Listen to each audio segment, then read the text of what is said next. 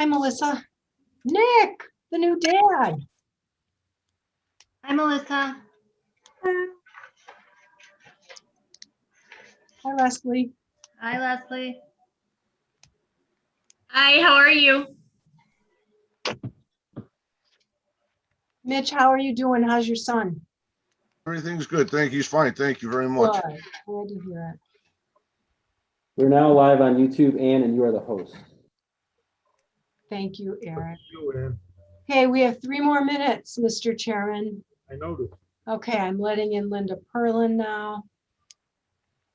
That's right. Now I have to do all the work, Eric. How convenient of you. Okay, Mike Hartnett is coming in. Just like that, he switched it over and put it, laid it on you, right? Hi, Linda. Hi, how are you, Ann? Good, how are you? Good. What's for dinner?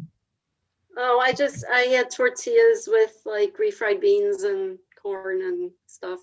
Sounds good. Something to throw together. I had a 5 o'clock Pilates class on Zoom, and then I quick shower, quick eats, quick everything. One of those nice. Okay. Squeeze everything in, you know.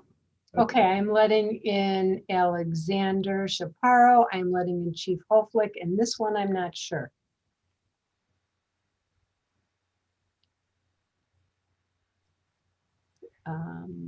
Oh, Paul, hi there. oh, Paul. Paul, I like your t-shirt.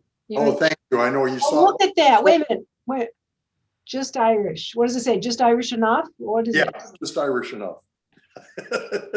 You're good. There you go. See, there it is. It's perfect. What can I tell you?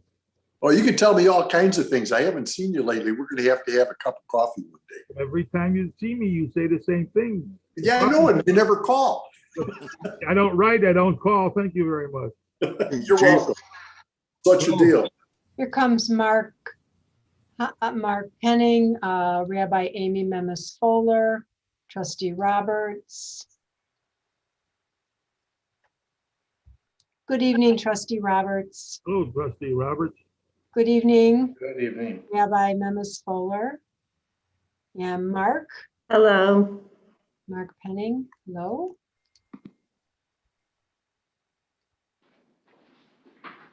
Trustee Roberts, I called that resident back late this afternoon and I had a nice conversation with him.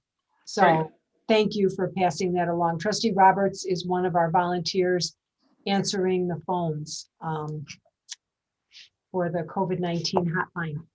Oh, Mark. Hello. Hey, Mark. Cornell Collins is coming in. Good evening. We have 1 minute, Mr. Chairman. I feel like I'm filling up a bingo card here. Hey, Ann, my camera is not working today, but I am here and engaged. This is Alex. Hi, Alex. Hi, everybody. How are you? Good.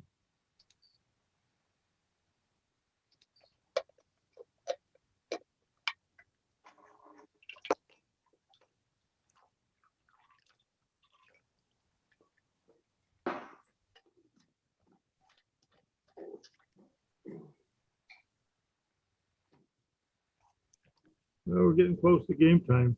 Alicia Case is coming in.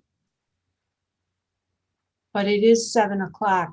Yeah, I got 7 o'clock on my TikTok. Okay. Well, it being 7 o'clock, we will call the meeting to order. Thank you. Welcome, everyone, as usual. The first order of business will be the review of the minutes. Has everybody read the minutes? Be honest now. Okay, thank you. If being no objection, we'll consider the minutes accepted as presented to us. Before we get started, I do have a couple of short announcements. We're going to be in the 4th of July parade again. And Mitch will be driving his fire engine, which is red. And if we'd like to come out and march with us or just ride on the fire engine, please do so. We have a nice big sign on the side that says Public Safety Commission, and I'm sure you will enjoy it. The parade apparently is going forward.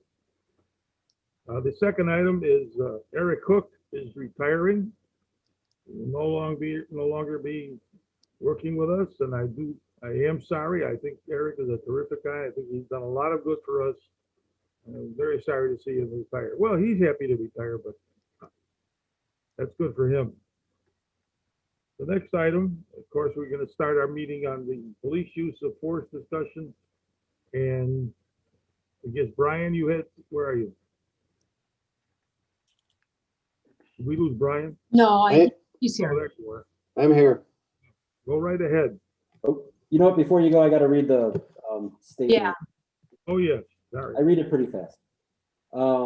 Until further notice, meetings of the Skokie Public Safety Commission will be held electronically with a majority of village officials participating via remote access in order to comply with the state of Illinois gubernatorial disaster proclamation. Members of the public who wish to comment as to an item on the published agenda or to comment during public comments must submit their statement or question in writing to the village manager's office, and all properly submitted statements or questions will be presented and read during the relevant portion of the meeting. Written comments may be submitted by email to citizencomments@skokie.org or by mail to Village of Skokie, Village Manager's Office, 5127 Oakton Street, Skokie, Illinois, 60077, or via the village's Dropbox located by the public entry to Village Hall. I checked right now and there are no comments in the queue for us. So go ahead. Brian? All right, good evening, everybody. I just wanted to take a few moments at the beginning of tonight's meeting to address a couple topics that have been raised at numerous times in the process of reviewing the police department's use of force policy that we've gone through so far. They don't have a direct impact in the use of force policy, but they are definitely interrelated and items we wanted to make you aware of. First, the idea and concept of having social workers and mental health professionals respond to police department calls for service and fire department calls for service where they would be useful has been raised several times over the past few months. I had previously mentioned during these times that the village was in the process of discussions and development of what a program like this might look like. I'm happy to announce that in the upcoming months, the village will conduct a pilot program for a co-responder program. Trustee Sucker has been a driving force behind this initiative, which began last summer. Trustee Sucker, along with the Health and Human Services Department, Fire Department, and Village Manager, have committed a great amount of work and time to the collection and analysis of data and the development of the pilot program. The pilot will place a village social worker on call to respond to the scene when requested by the police department or fire department. It will also capture data that will assist in the analysis of the program and decisions regarding long-term requirements for success if continued. In addition, a case management team will be created to review, monitor, and coordinate resources directed at those individuals that most frequently come into contact with the police, fire, and Health and Human Services Department. So that's the co-responder program. The second is body-worn cameras. It's a topic that has been mentioned at different times over the last few months as well. As I previously mentioned in a previous meeting, House Bill 3653, now known as the Safety, Accountability, Fairness, and Equity Today Act, mandates that all police wear body-worn cameras by certain dates. The date for Skokie is 2024. The police department and the village have always been supportive of the concept of body-worn cameras. However, a body-worn camera program presents numerous challenges, none of which are easily overcome. Cost is usually the one big factor that most people mention first, but there are many others beyond cost. The information technology infrastructure that's required for the data storage is a major requirement, given the size of our department. Staff time to review and manage video, answer FOIA requests, answer subpoena requests, and to just administratively manage the program, from users to requests to storage management, are all involved in the program, besides just cost. As a step towards achieving a body-worn camera program in Skokie, and anticipating that the trailer bills soon to be introduced in downstate will address the current issues in the current law, we will begin a body-worn camera pilot program in fiscal year 22. So that's after this coming May 1st. The intent of the program is to learn and identify the impacts that I just mentioned, as well as those that we may be unaware of, so we can include that information as we move toward a goal of increased development of this program. So those are the two things I wanted to bring to your attention. I can answer any questions you may have. Otherwise, Ann, it's back to you. Just to clarify, the village is on a fiscal year of May 1st through April 30th. So fiscal year 22 begins on May 1st, 2021. Brian, that's the time frame you were saying, in which you were saying that the pilot would take place. Okay, That's Thank- correct. Yes. thanks. Okay, are there any questions for Chief Baker? Okay, there being, And I think you should I would remind the commissioners, this is their chance to ask questions that have not been asked before and seek answers that from the police department. Chief Baker, who's representing the department? So I'm happy to have join us tonight 4 representatives from the police department to answer any questions that you may have regarding anything that's come up in the last 4 months with all the community groups. We have Officer Damon Nikolopoulos. We have Detective Rob Okowski. We have Sergeant Mike Hartnett, and we have Sergeant Mark Conchetti. They are all currently comprise a use of force committee that we put together at the department that is going to be working on any recommendations that come from the commission, as well as the impacts of the new law that took place. so thank you, Brian. Thank you, Paul. Tonight indeed is the night. You know, we've spent the last 5 months, the Public Safety Commission, and we continue and will continue to be joined by the representatives of the Human Relations Commission in this process. But we've heard from the 16 community groups, beginning in October when we had our overview meeting, and then continuing in the November, December, January, and February meetings. So tonight is the night where it is time for the commissioners to ask questions of the Skokie Police Department for how different suggestions that have come up over the last few months would realistically impact, or could realistically, or how they would be received and implemented by the Skokie Police Department in the typical course of business. So that's what we're going to do tonight. When we're finished tonight, I will go through what the rest of our process will be from April forward. But with that said, I would open the floor to the commission to ask questions of maybe what we'll do. Chief Baker, how about if, assuming that there will be questions, commissioners, just go ahead and ask your question. Chief Baker, I would defer to you to assign it to one of your staff to answer, if that's And okay. can I interrupt for 1 second? I'm getting text that somebody's in the waiting room. I sure don't see anyone in the waiting room. I'm getting no notifications of it. Who, do you have a name? Yes, David Fryrick, he said, says the host will let you in soon, but he's gonna try to get it, reboot and get in Okay, again. actually, now I'm seeing him. It wasn't showing. Let me, So I think he said he's gonna try to go out and get in again. okay, No. Karen's here too. Karen, good to see you, Karen Sherman in the Human Relations Commission.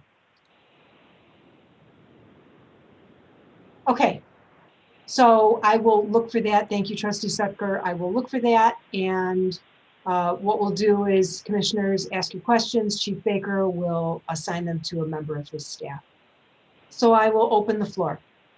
And I have a couple questions. Sure, Mitch, go ahead. I apologize for missing the last couple of meetings. Maybe this has already been asked and answered, but with the upcoming camera mandate, the body cam mandate, and all the technology and the cost of the cameras, the manpower and everything else that's going to be caused to happen, is it going to be coming out of, I know it's going to be coming out of the police budget. Is the budget been increased to overcome the cost of the new technology and the research and development and the manpower? I can answer that. For the pilot program, there has been money added to, sorry, give me 1 second.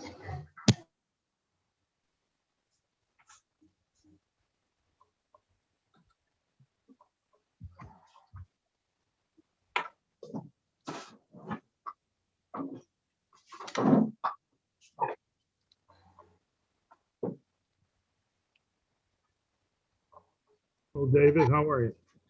Sorry, All right, sorry about that, everybody. I was sitting in the lobby. I don't know what happened. But I'm here. Thanks. Great time for your iRobot to come to life and start talking. So there is going to be a monetary amount added to the police department budget in fiscal year 22, as Ann mentioned, that's this coming May.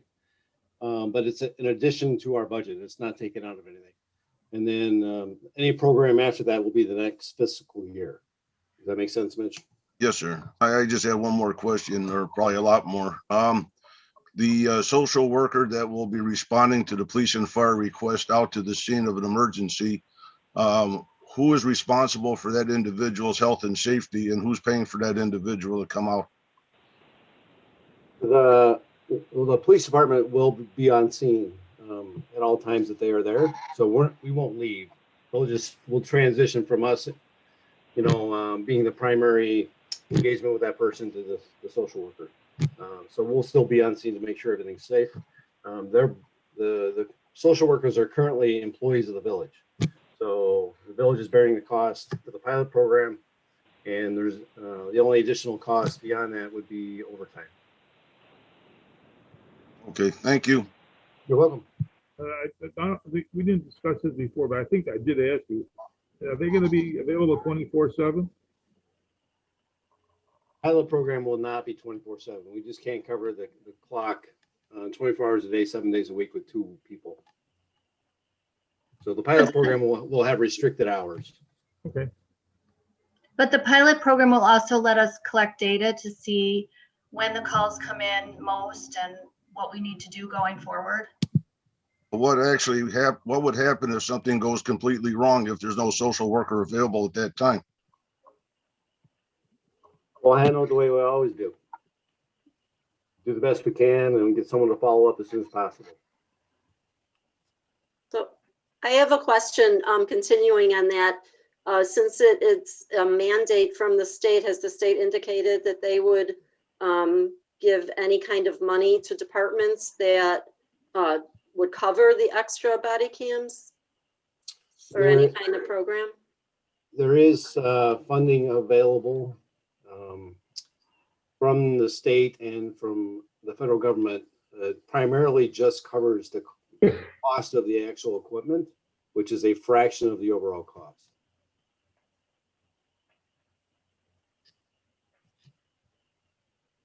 Howard Rosen, Linda, any other questions from you for the moment? Okay, Howard Rosenberg. So over the last few weeks, we heard a lot of ideas from the presenters, and to my mind, a lot of them sounded terrific. But I think it's real important to have law enforcement's perspective because there's only so much information that I have. I only have my own life's experiences, which definitely falls short. And as a general question, though, I imagine from the law enforcement's perspective of the various ideas, there's some ideas that you have to say, terrific, we're going to implement it, great idea. Some you say, terrible idea, these guys don't get it, and some, okay, decent idea, but there's trade-offs, there's costs, there's benefits. We really need to evaluate whether we want to move forward on it. And I'm just curious from a general perspective of the ideas that have been presented over the last few months. Has law enforcement started to categorize, the various ideas? Let's take the easy ones. What are the ideas that you guys are saying, terrific, we should implement it, as soon as possible? What are the ones that, sound good, but are really not good in practice? And what are the ones that really we need to struggle with and think about?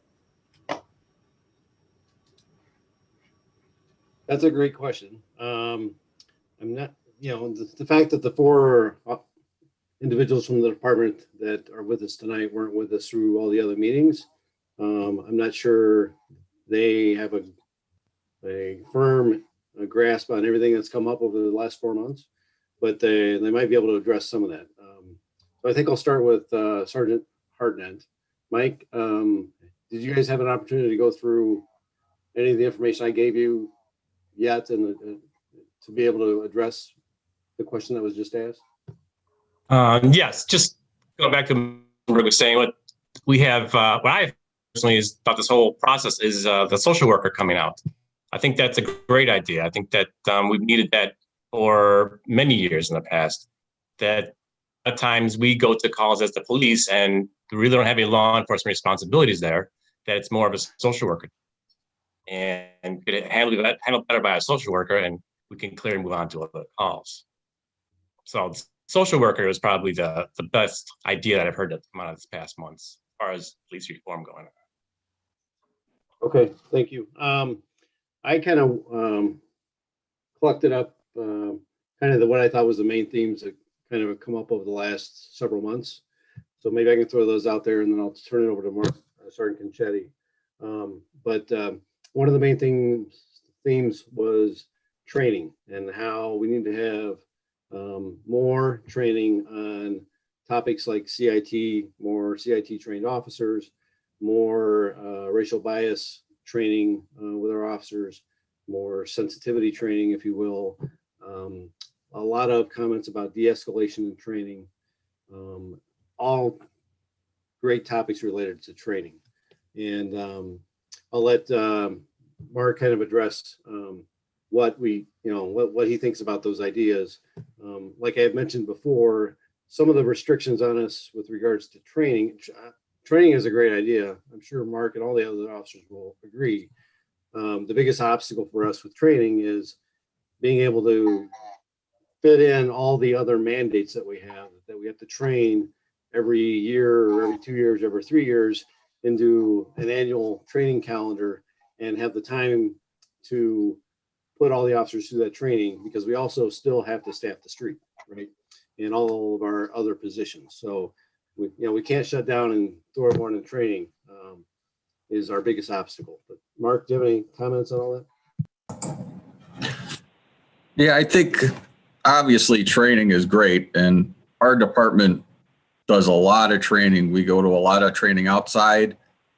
We have a lot of in-house training where instructors come in here, and then our department instructors, which myself, Mike, Rob, and Damon are all instructors with the police department, and we give a lot of instruction to a lot of the new people. And I think we're one of the best trained police departments that we work for, and I'm very proud to work for the Skokie Police Department because I think 99.9% of the time, everything gets done the right way. And that one little section that doesn't get done the right way, it's usually something very minor in nature. But time constraint is huge. And as time goes on, more government mandates of training that we need to have, it makes more or less time for us to do certain things that we feel may be important.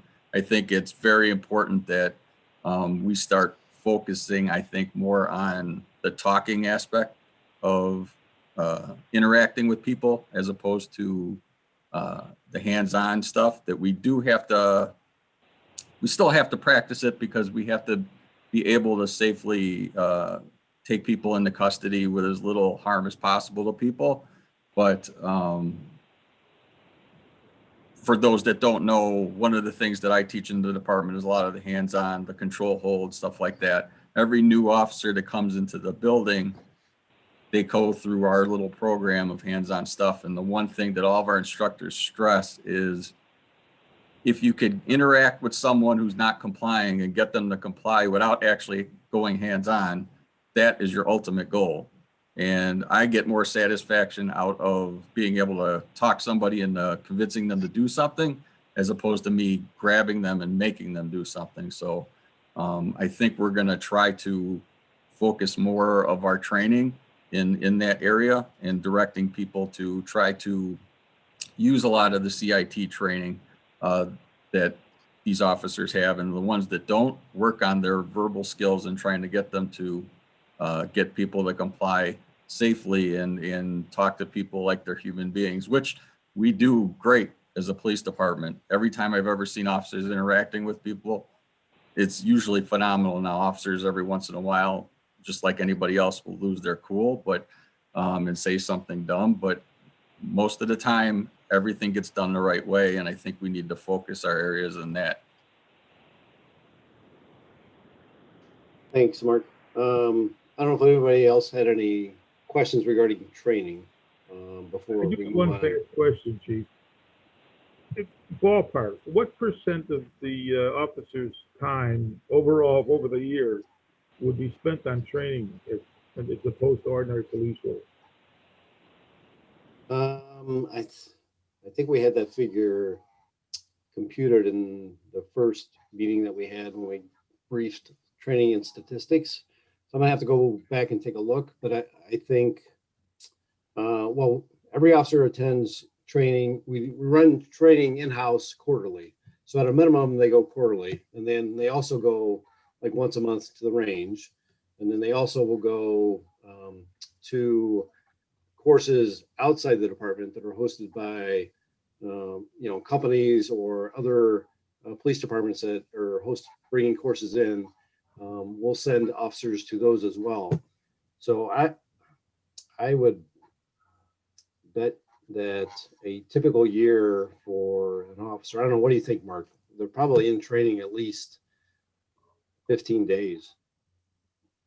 Yeah, that sounds about accurate. Some officers get more than others based on specialties that they may have, but it's a good amount of time that we're in training, either going somewhere or having training in the PD.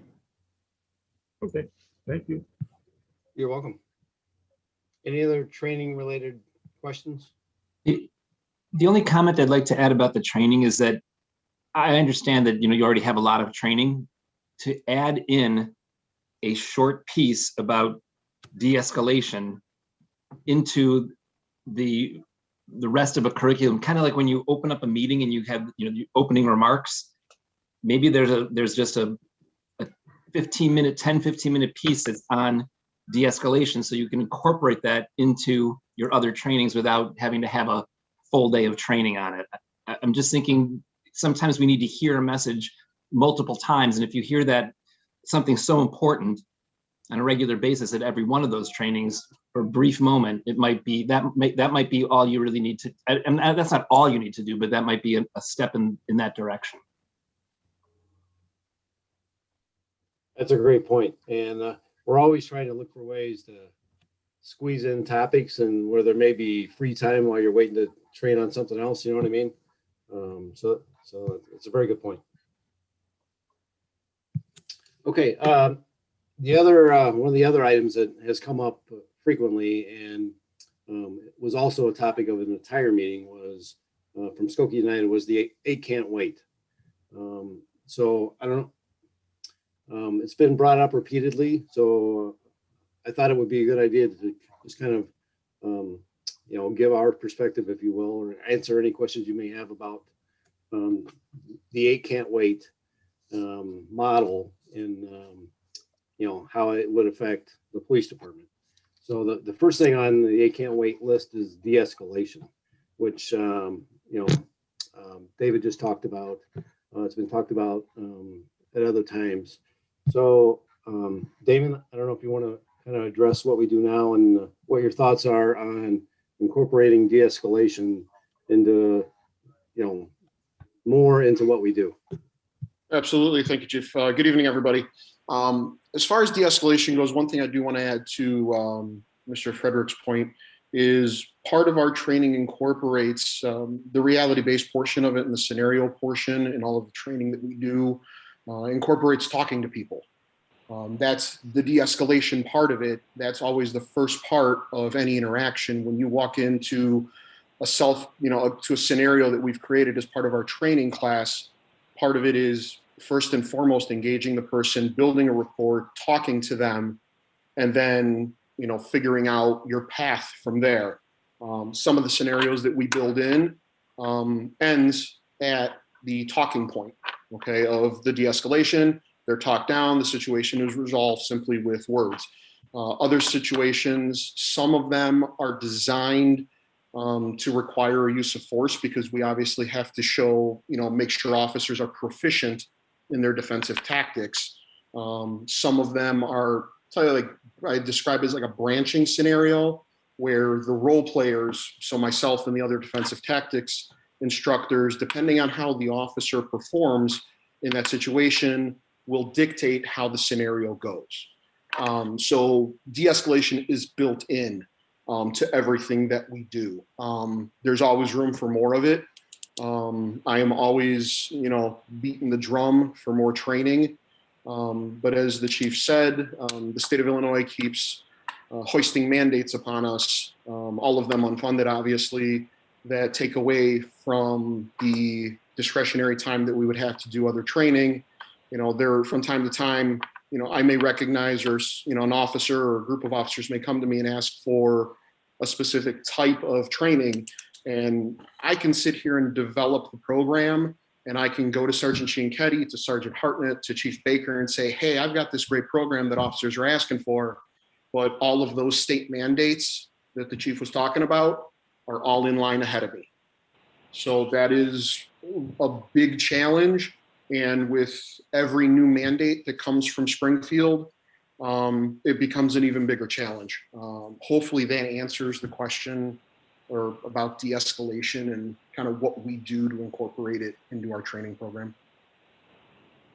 How would you associate the de-escalation topic with the use of force continuum? Aren't they kind of mixed together? So use of force continuums are kind of fall into the category of what's old is new again. Continuums were a thing about 15, 20 years ago. Law enforcement has gotten away from continuums generally because not every incident follows that specific continuum. So envision a continuum where mere presence is step one of the continuum, and empty hand control techniques, me grabbing somebody's arm, is an empty hand control tactic. That's step two. And step three would be pepper spray. And step four would be a baton. And step five would be a taser. And step six would be a beanbag shotgun, the shotguns that are less lethal. And then step six would be deadly force or a firearm, okay? Part of the problem with that is you can go and start at step one and maybe only go step one or two. Or you may go step one, jump to step six, back to step four, to step five, okay? No use of force follows that continuum truly. And so that's why law enforcement's gotten away from it. The way we do it is we train our officers. These are the tools that are available to you. And part of what we do is in our training is teach officers when it's appropriate to use those tools. And the biggest part of that, and I am a huge proponent of this, is the scenario-based training, the reality-based training, because that's the opportunity for us to put officers into a situation that they're going to face out on the street and to see how they're going to handle it. And if there's any errors made, that's where we correct the errors that are being made so that they don't get made out on the street. Does that answer the question, Mr. Dallas? Thank you. I got a question for you. Yes, sir. Boy. I don't know if this sounds correct or not, but do you think the general public has any idea that the police department and officers are trained in de-escalation? I'm sorry, can you repeat that? Do you believe or think that the average citizen that's in the Skokie or in Illinois has any idea that the officers are taught and trained in de-escalation tactics? No, unfortunately. I wish more citizens would get involved in their local police departments, but by and large citizens, because obviously we all have personal and professional responsibilities, and sometimes unfortunately their only interaction with the police is when they're the victim of a crime and their car got broken into and they call the police to respond. They don't involve themselves in some of the community programs that are offered. I mean, I speak specifically to Skokie. We have a number of them that you are all made aware of. I believe it was in the first meeting by Sergeant Franklin. I wish more citizens would take part in those programs. I encourage them to, because it gives them a view into the world of the police department. Okay, can I have a follow-up question, please? Yes, sir. My question would be is that do you believe that maybe doing some infomercials on Skokie channel that they could do some scenarios on de-escalation training and put it on the Skokie website, and also possibly have it in the law enforcement classes as a demonstration to the high schools when they do their law enforcement or their law classes? I absolutely would be on board with something along those lines. If the high schools are willing to show it, we're happy to do it. If they want us to come in and do it in person for one of their, law classes, I'm sure with some scheduling, that could be made to happen. But anything that we do to get the word out there, I'm more than willing to do. I'm up for it. Well, I mean, in my opinion, is de-escalation has to come from both sides, the public and the police. Mhm. So my question is that if we can train the public, just like we train the police, then maybe if we work together on that, then they can understand where you're coming from, and you understand where they're coming from. Yeah, well, and keep in mind, when we talk about de-escalation, the big point to remember, the person who is the subject of the de-escalation has to want to be de-escalated. Correct. They have to be receptive to that. If they're receptive to that, there's a great opportunity for success. But again, if they're not receptive to it, that's unfortunately where we encounter a problem and we have to find another path. But yeah, I'm always willing to, if there's something we can do to get, a message out to the public about de-escalation and about interaction. I mean, I know there's a segment in driver's ed now for high school students about interacting with the police during the course of a traffic stop. If, there's something that we can put together that, educates the public about de-escalation, absolutely up for it. Well, I think the first part, like you just said, as far as the traffic stop, again, that, in my opinion, is the first step of de-escalation. If you could add on to that and have, further that part of the training, I think people will understand is that we're all not the bad guy and that we are able to work with people. And we are also trained to work with people. Something definitely for future review, and definitely something to look into. Thank you. You're welcome. Thank you. Melissa has a hand raised. Melissa, you have the floor. Yes, I just had a quick question. Is there anywhere that we're able to look up like what training like you want to receive? Since that sounds like a lot, it would be really interesting to see like how often you have to have training, like what you receive every single year. And if you have any ability to request like add-ons. And so if you have a training on like cultural competency, it seemed like from our community members, they're interested in learning and having trainings on like implicit bias or like racial bias. Is this something that you can request? So like if you request trainings to come in, can you say like, if you're gonna be talking about cultural competency, can you have a section on implicit bias? Or do you have any ability to like lobby for like certain training structure? Or is it the state offers one type of training, everyone gets the exact same thing across? So I was just curious how much flexibility there is based on like what the hourly requirement is. And like, if you wanted to add other pieces, could you ask for it as part of like what's already required? That's a good question. When we talk about in-house training, and that's training that we put on ourselves, we have all the flexibility in the world, right? For the most part. The only restriction is how much can we put in 8 hours in one day, right? So we can definitely do some of those things, and we have done some of those things in the past. Just not that long ago, last year, we had mental health training, and we brought in the National Alliance for Mental Illness, and they actually brought individuals that had mental illness, and they sat in front of the officers and they talked to them about how they feel when officers approach them and what things that officers do that make them nervous and things like that. So we can definitely do that with regards to bias and other subjects when we run our own training. When we send people outside to other courses, whatever their format is and whatever their curriculum is what we receive, right? And then for the courses like CIT training, that's all programmed and standardized, and you can't really affect kind of what's delivered on that, except for, trying to affect change through like the critique process afterwards. Does that answer your question?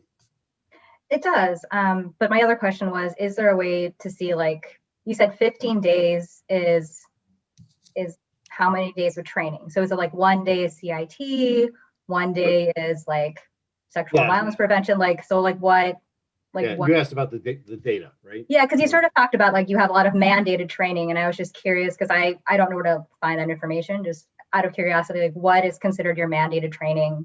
Yeah, that's a good question, and kind of coincidentally, that's one of the other areas that has come up, kind of from meeting to meeting to meeting, is kind of transparency about the data and things that we do and that we know about that the public doesn't, right?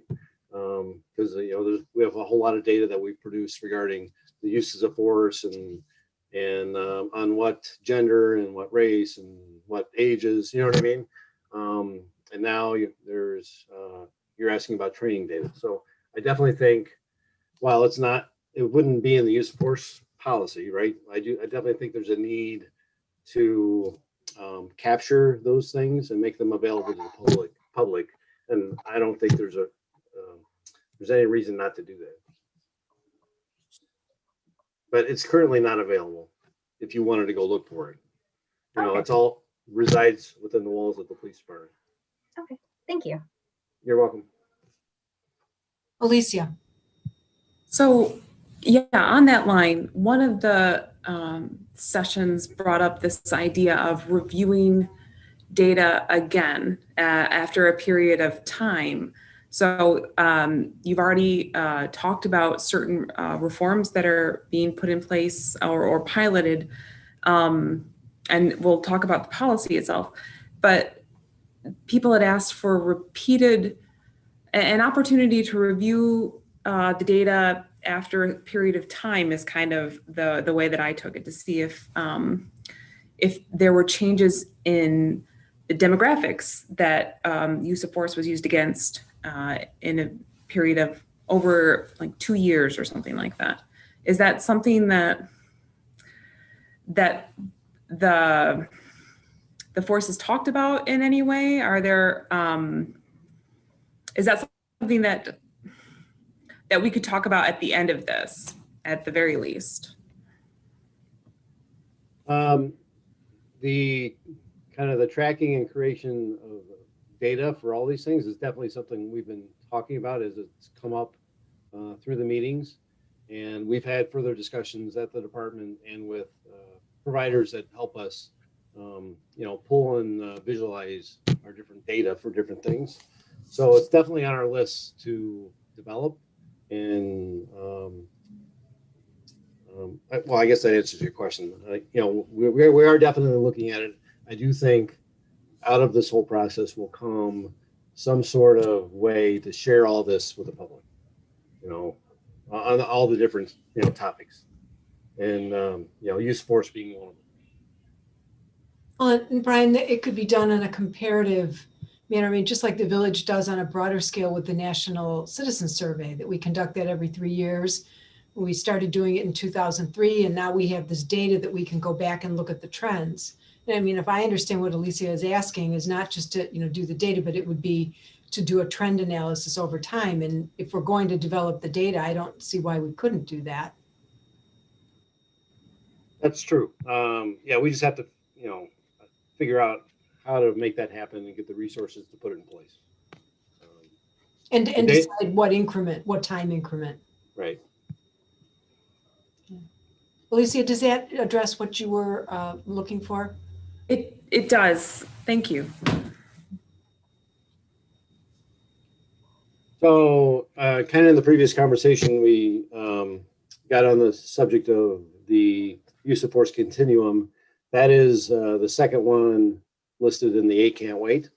So I didn't know if anyone else, if Rob, if you had any comments on use of force continuums, or if anyone else had any comments on that before I jump down the list to the next one. Well, I think everything's been answered by my fellow officers here very succinctly. All right, so the next one is number 3 is the restrict chokeholds and strangleholds. So Illinois law currently forbids chokeholds, but there's an exception written into the law that allows an officer, if it's a deadly force scenario, the officer's in fear of his life, it allows that exception within the law. So I believe Skokie United's position, and it can't wait position, is that there be no exception. So I don't know if Rob, if you wanted to just talk about your perception of that and how it might affect an officer on the street. Well, obviously, if we go use the paradigm for use of force, I mean, you can go from just your officer presence to deadly force in a heartbeat here. So when it comes to chokeholds, this isn't common practice. This is something we would do, but we're also not utilizing flashlights as any type of way to hinder someone. We're only using that, like in our use of force policy, to if it's a deadly force incident or issue, where that's all we have to use. That'd be the same thing as the chokehold. That if this is all you have at this point to stop someone from either harming you or another individual, then that's what you would have to use. But it's not something that's common practice that you would be using a chokehold on someone. That's definitely in our policy and procedure not to use that.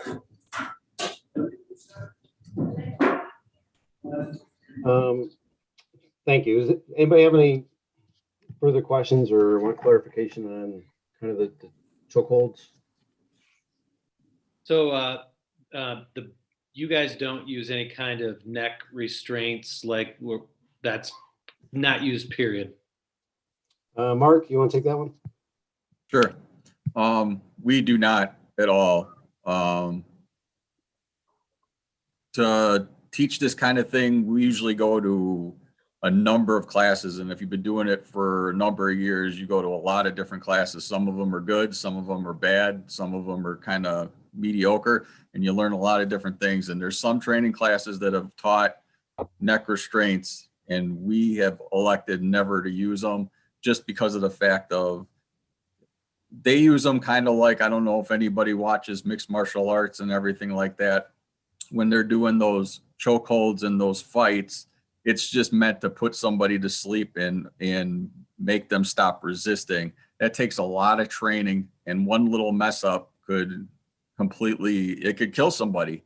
So we don't have the ability to train somebody to that ability to be able to do that. So we've elected not to do that. Now, an outright ban on chokeholds would be detrimental to us, because if we lose our gun because it got knocked out of our hands and we have no other ability to defend ourselves other than to choke somebody, otherwise we're going to die, an outright ban would make us essentially criminals if we did choke somebody. So answer to your question, no, we don't teach that. We've never taught chokeholds, but it is an option for us currently in a deadly force scenario where there's no other option for us.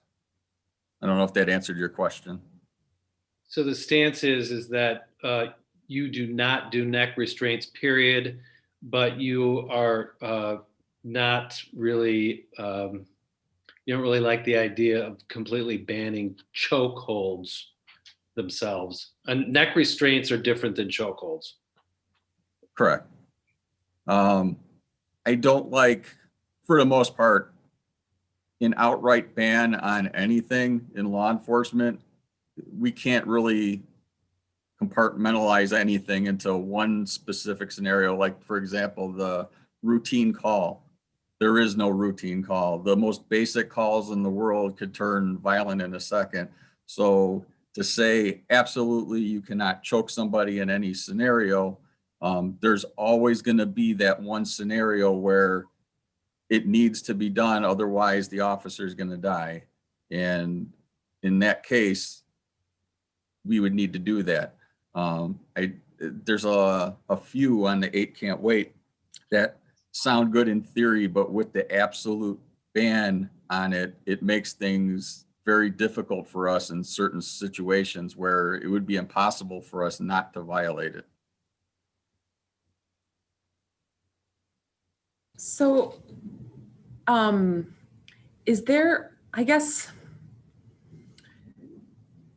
I talked to Chief Scarpelli about this, and he said that it was over a period of decades, the former chief, that it had never been authorized, that chokeholds were never authorized for use.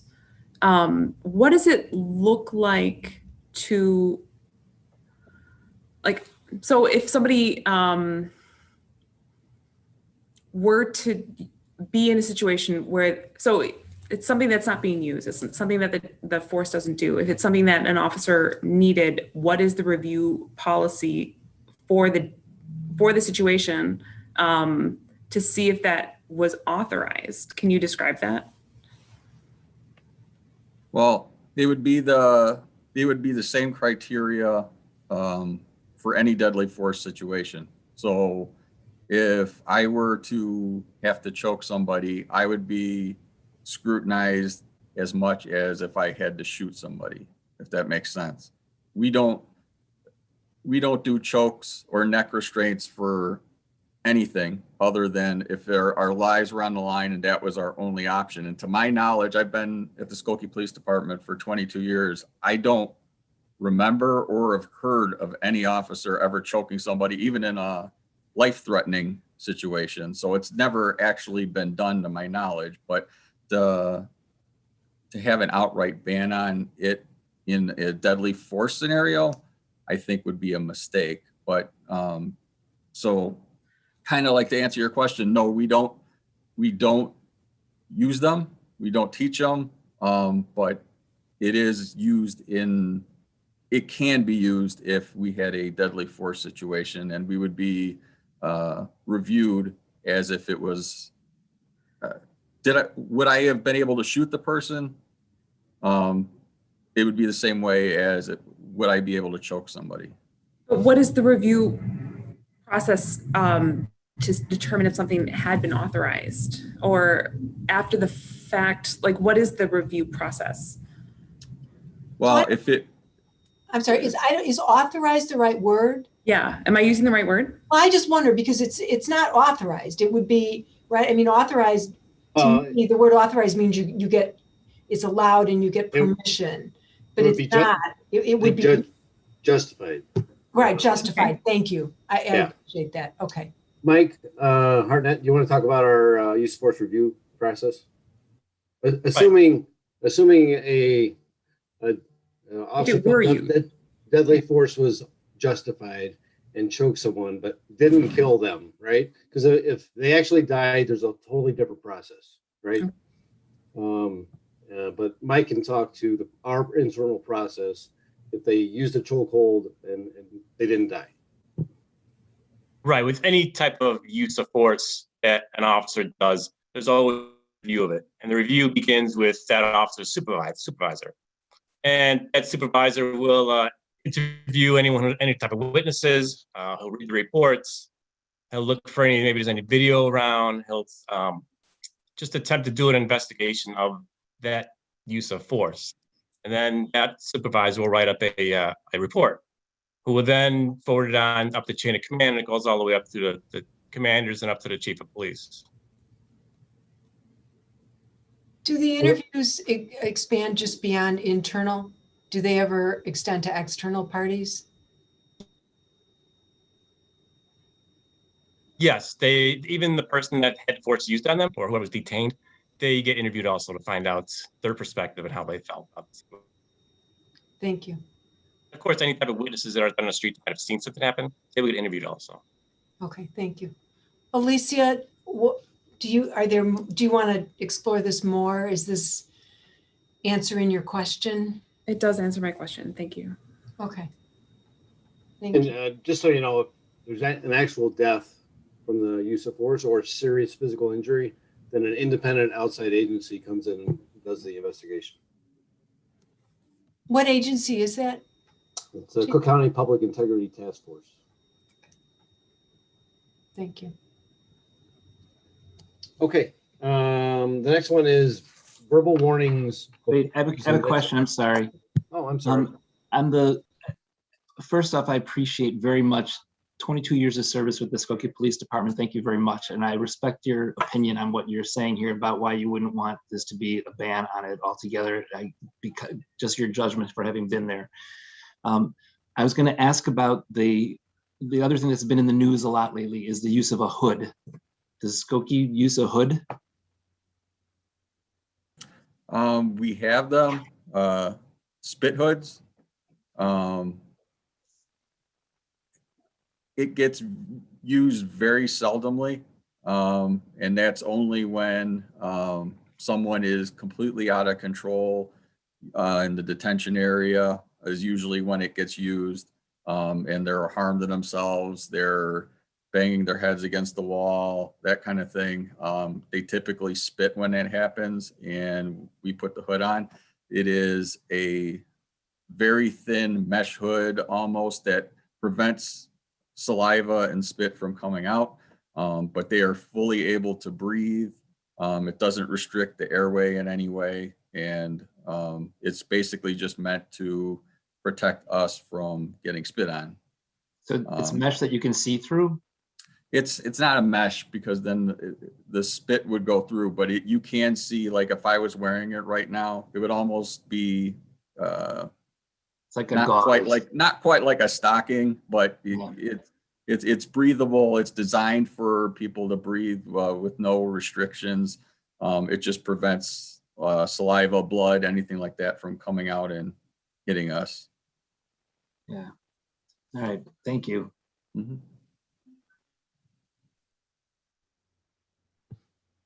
Chief, you were about to, I think, bring up another point. Yeah, so the next one is verbal warning before using deadly force. Is the fourth one on the 8 can't wait. So, Damon, you want to take that one? Absolutely. I believe that was the one requiring a warning before shooting. Is that correct, Chief? That's correct, before using deadly force.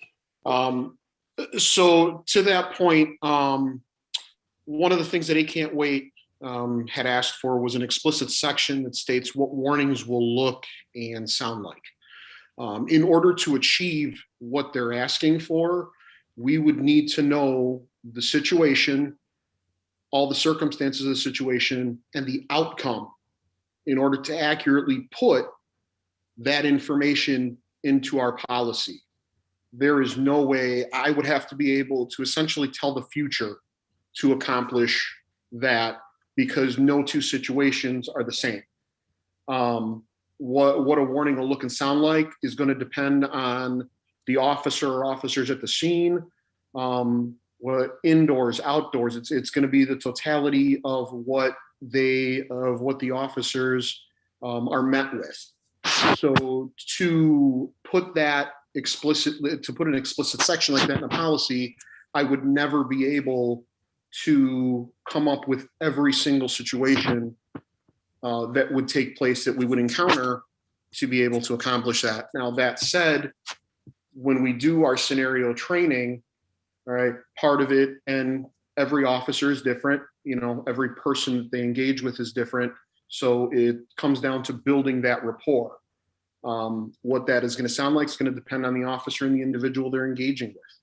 So again, I could never be able to encompass that in a policy. There isn't enough paper in existence. I mean, I've been a police officer 14 years. I could put 14 years worth of scenarios down and still never be able to encompass them all. I could just interject here. Let's say a perfect example is where you would not want to give a warning is in a hostage situation, whereas the individual has a hostage and says, hey, I'm going to take out this person if I see anyone or if I hear anything.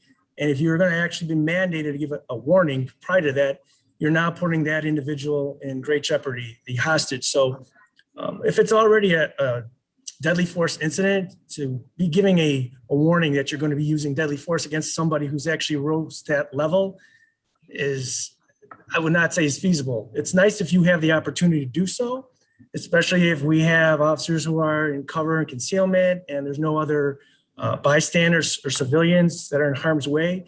But sometimes realistically, that's just not possible. And if you are going to give warning, that could cause other people to get hurt. So I would say if there was a mandate saying that you have to give a warning prior to ever using deadly force, is just, again, I don't feel that's feasible to do. And just for everybody's knowledge, there's current federal case law that directs that we give a verbal warning before using deadly force, but the case law says when feasible and practical to do so. So that's currently in place. So if I may, I'm sorry, I don't want to monopolize it, but it says that it reads failing to require officers to give a verbal warning when possible before shooting at a civilian. It's the same thing as the previous one, allowing officers to choke or strangle civilians in many cases where less lethal force could be used instead, resulting in the unnecessary death or serious injury of civilians. The words are in there in a way that it can do just what you're saying. It's not a complete ban, but it says in cases where less lethal force could be used instead, or giving a verbal warning when possible. So in your example, of course you can't say give a verbal warning if you got a hostage that says if anybody shows up, I'm going to kill the hostage. So the wording in these are worded in a way that they can be incorporated into these guidelines and meet these recommendations by the 8. And I think you bring up a good point, David. In our business, one single word can make a big difference. And I think if thoughtful debate and thoughtful recommendations and work are put into this, I think we can probably solve the majority of these and express our intent and our philosophy, and do it so with words and that still provide officers with the extreme exceptions that they need. And I have to add to that we don't want to put our officers in any more of a dangerous situation than they're already in. I mean, clearly, if we think about what they put themselves in every single day, you don't want to restrict them, but at the same time, you don't want the public to be fearful. And I don't think the Skokie Police Department abuses these powers or privileges for the most part, from what we've seen as evidenced by the way the department has functioned. But we're tasked with reviewing this and making recommendations. So we're walking a fine line with this as well. With regard to the 8 can't wait, and forgive me if this has already been addressed, but do we know if the bill coming from Springfield addresses anything of these specifically 8 can't wait in that bill? There's a lot of things in the bill that are similar to what's in the 8 can't wait. Yes.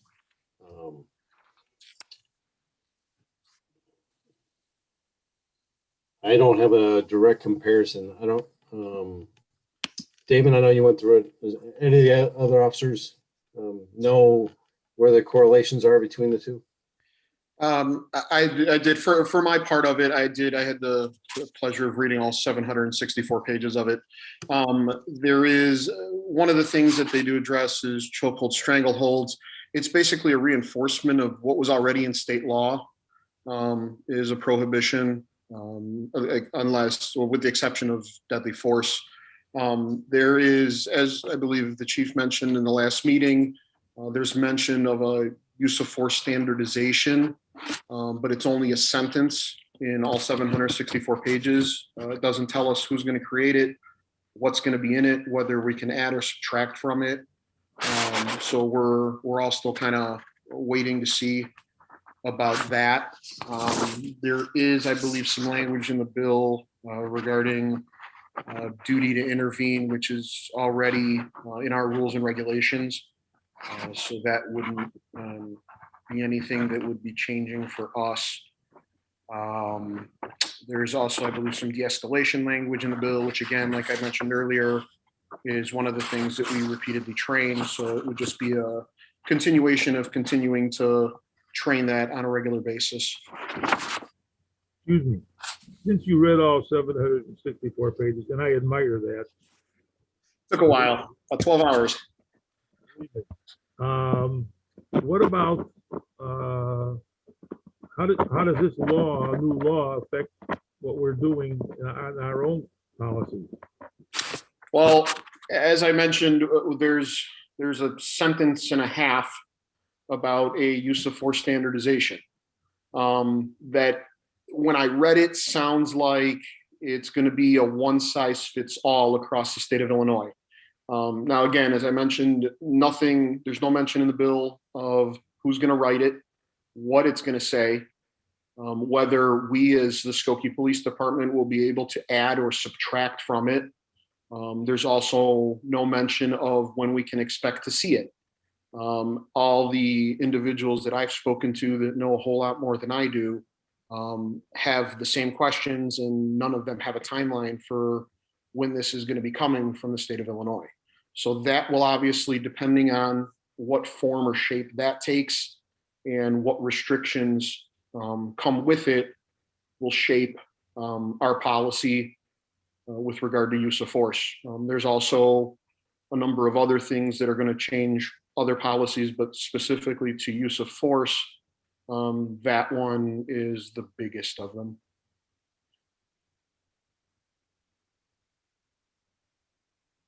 Thank you. So number 5 is prohibit shooting at moving vehicles. Chief? Yeah. Quick question for you before we move on to the next one, please. What about there's a program out there called, the officers use a program called Shoot, Don't Shoot.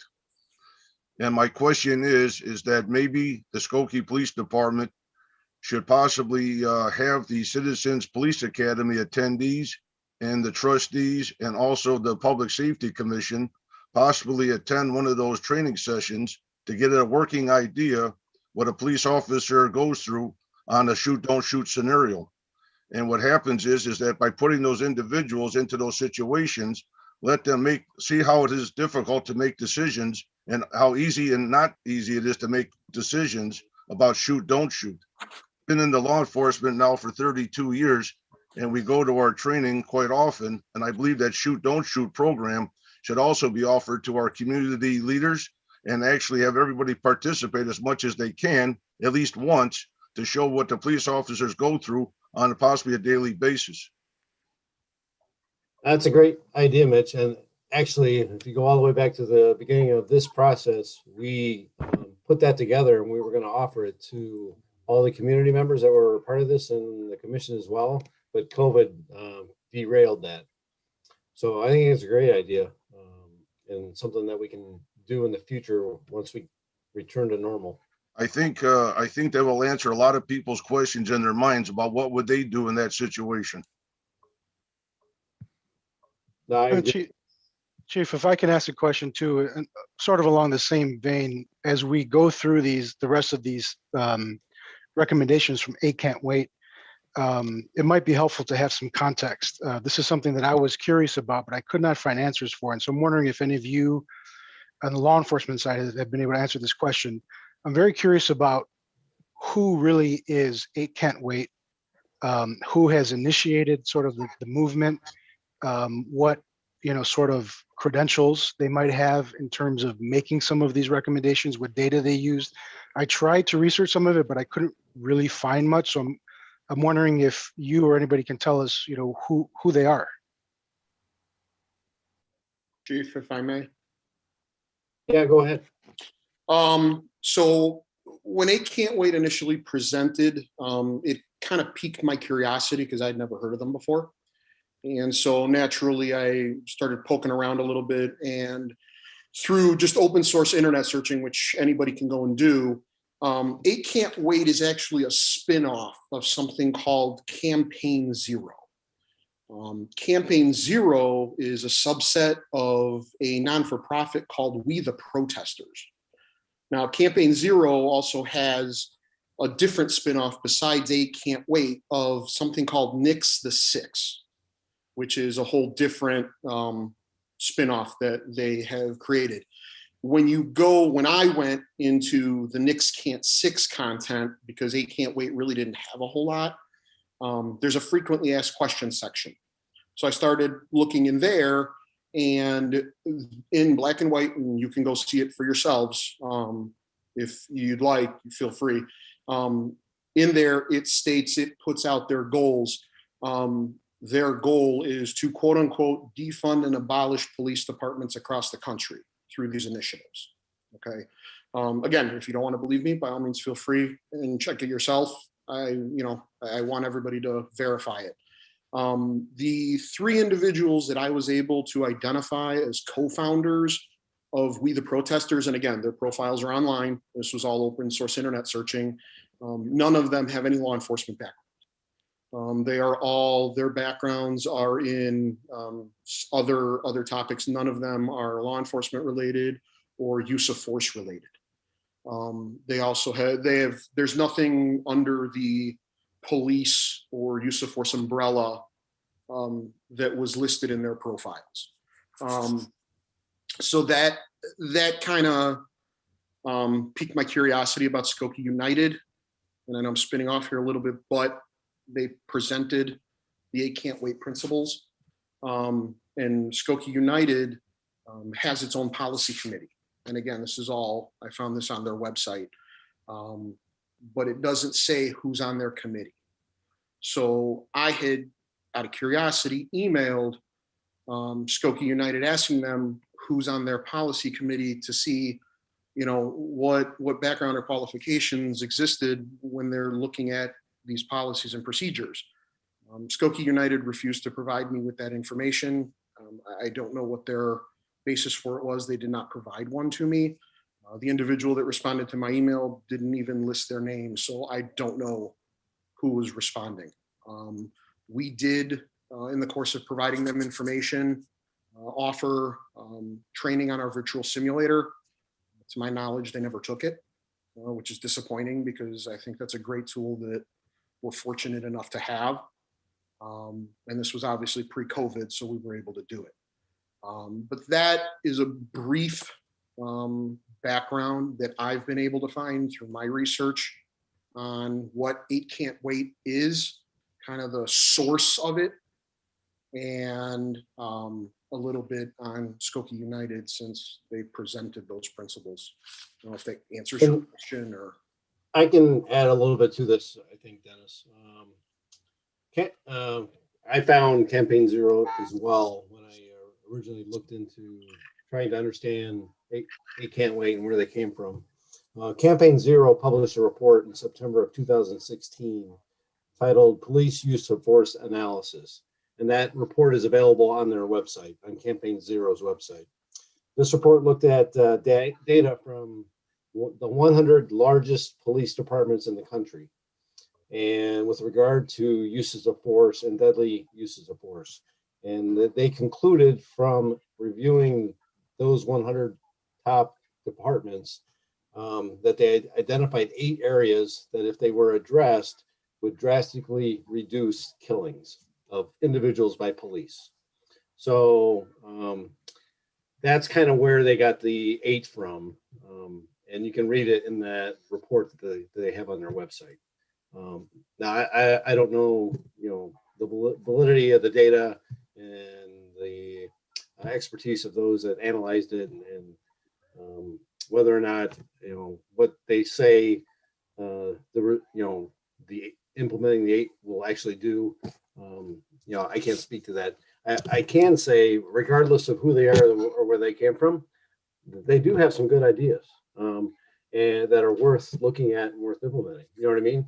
There's absolutely no reason why we shouldn't focus on de-escalation, right? Or giving warnings when feasible and practical to do so. And requiring officers to stop using force when people stop resisting. So there's good things in there, for sure. So I don't know if that helps you at all. No, it certainly does. I mean, I had found some of the things that you had talked about as well, and I thought it would be helpful. It was helpful for me, but I thought it might be helpful too for the rest of the committee to really sort of think about the context of where these recommendations are coming from, and just think through the ramifications of it, specifically for some of the things like Officer Mark, I'm sorry, I don't know how to pronounce your last name, but you talked about the complete ban on something that concerns me as well. It raises a yellow flag at least, and it's very clear from my research on their website that they use those terms, a complete ban on chokeholds. So I thought it would be helpful for us to understand the context of where they're coming from, what data they're using, what credentials they have, as we process this information, as we think through what recommendations we may make. Because I agree with you. I think there are some good ideas here, but I just want, to, at least specifically for me, I won't speak for everybody. I think it's good for me to take a look at it and say, okay, just because there's one or two good ideas doesn't mean we have to embrace everything. Any other comments before we move on? All right, great. The next one is prohibit shooting at moving vehicles. So this is actually already in our department policy, except there's an exception, just like on chokeholds. If the officer feels that they are justified in using deadly force, given whatever scenario is playing out, then they are then allowed to shoot at a moving vehicle. But if they can't justify using deadly force, they are prohibited from shooting at a moving vehicle. So I don't think Mike Harnett, I don't know if you have anything to add in like any type of scenarios that we work on here. Or shooting at the moving vehicle, the scenario that usually comes up is, say you have a festival going on and now you have a car that's plowing or heading towards a group of citizens that are on a sidewalk at a high rate of speed, and the officer's only alternative is to fire on that vehicle to stop the vehicle and stop the driver. So that's always a scenario that comes up for shooting at a vehicle. That would be, the question would be then, a vehicle versus one of a potential danger. Right, if it was a deadly force scenario, deadly force situation. I mean, you would not shoot at a vehicle trying to get away from a ticket or something like that. No, absolutely not. No, you wouldn't shoot a vehicle to disable it. You'd shoot at the vehicle to stop it from hurting anyone else.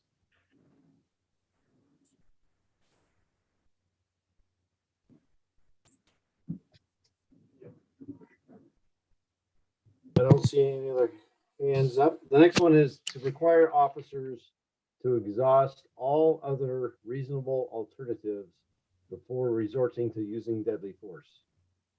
So they would like, 8 Can't Wait would like language in our policy saying that the officers have to exhaust all other alternatives before using deadly force.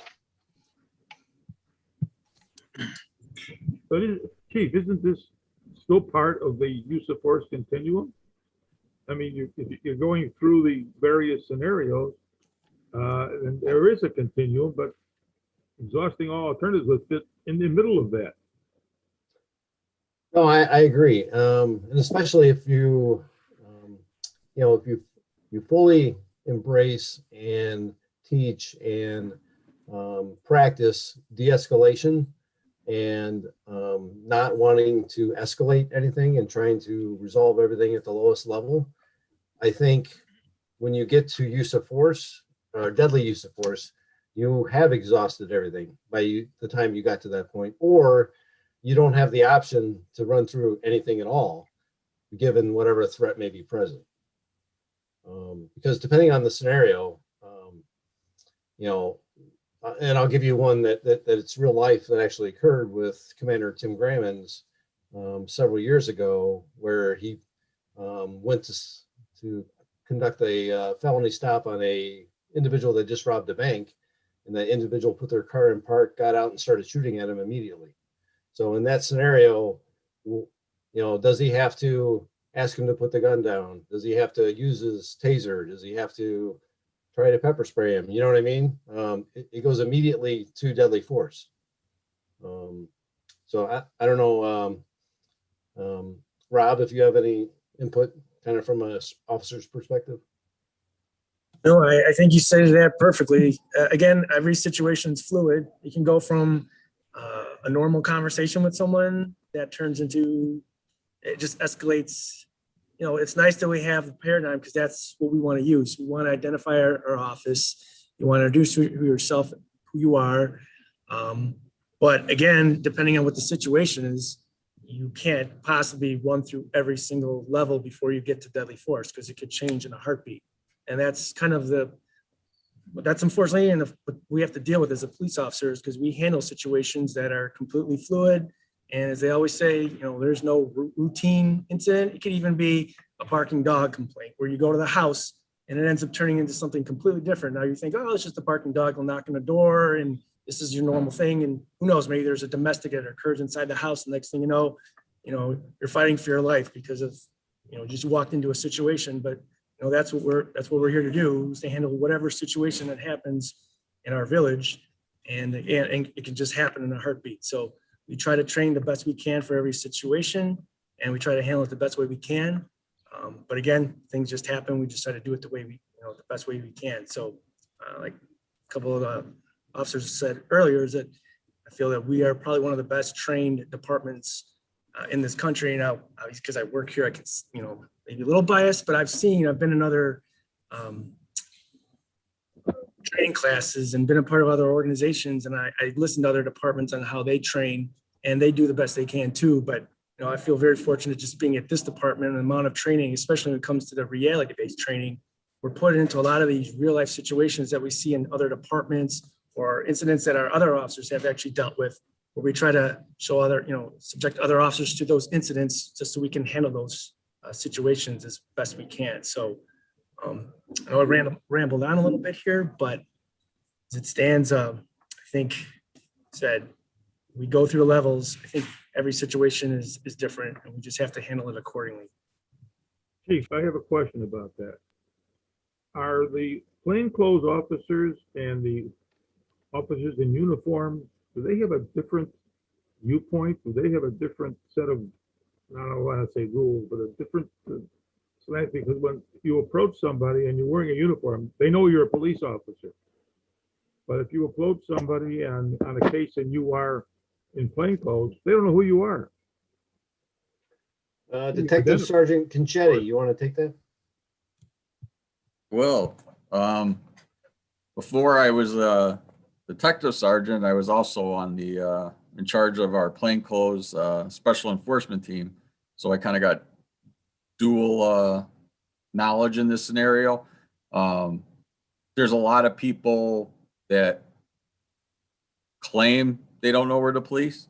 And in some circumstances, I could see that, especially in the plainclothes team, when you're doing surveillance, you don't want to be known as the police. But in most scenarios where by the time you see us, we want you to know that we're the police. So we are announcing ourselves by saying Skokie Police.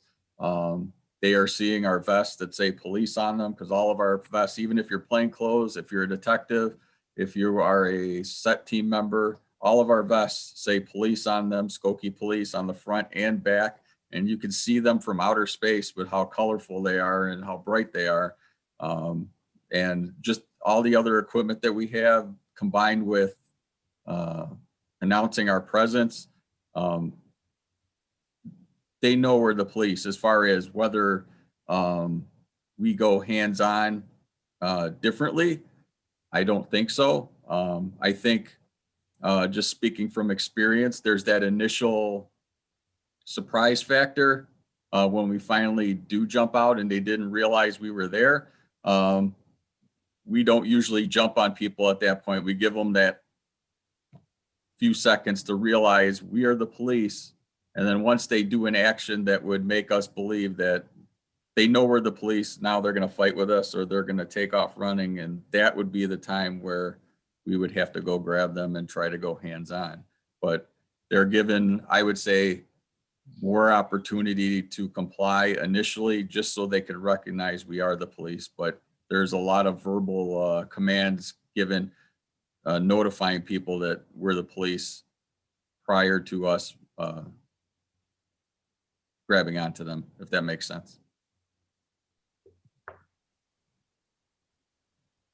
Thank you. So I have a question. So after a shift, say there's some interesting calls that you guys have, is there an opportunity to share those calls with the other officers in terms of you know, this is what I did, what could I have done differently? Or, you know, maybe even to train the younger staff on, you know, how you handled a certain situation and what the outcome was? That's a great question. Damon, you want to take that? Yeah, informally, we typically do that after every call, time permitting. You may from time to time see a couple officers chit-chatting on a side street. If you see 2 or 3 officers there chit-chatting, that's probably what they're doing. We take the opportunity because it's all fresh in our minds, and we can sit there and say, you know, this is good, this probably could have been a little bit better. You know, do we need to add a caution to this address for the future maybe? That type of conversation is what's had. In addition to that, some of the more unique calls, we will put in the memory bank. And when it comes time to develop our next training, whether it's defensive tactics or reality-based training or scenario training, we will jump into that little piggy bank of scenarios and pick from that and say, you know, how about we do something like this because we dealt with it. And this is obviously something that we've already encountered. Maybe we'll encounter it again. In some cases, we'll put a little twist on it or add, you know, something else to it to reinforce a concept. But yeah, that to hopefully answer your question, that does take place.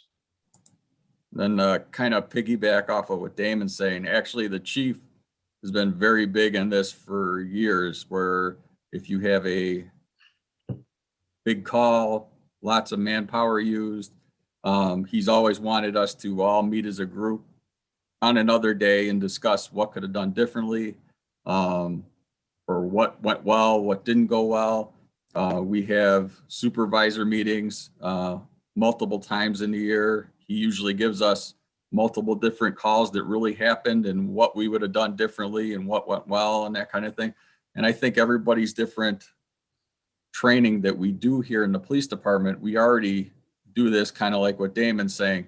I'm a negotiator on our tactical intervention unit, like our SWAT team. When we do training, I try to take calls for service that we've been on and just manipulate them just a little bit so I could have a scenario for our negotiators to practice talking in a real life situation. We do the same thing in defensive tactics. Mike does the same thing in reality-based training. So this is something we've been doing for a long time now. Thank you.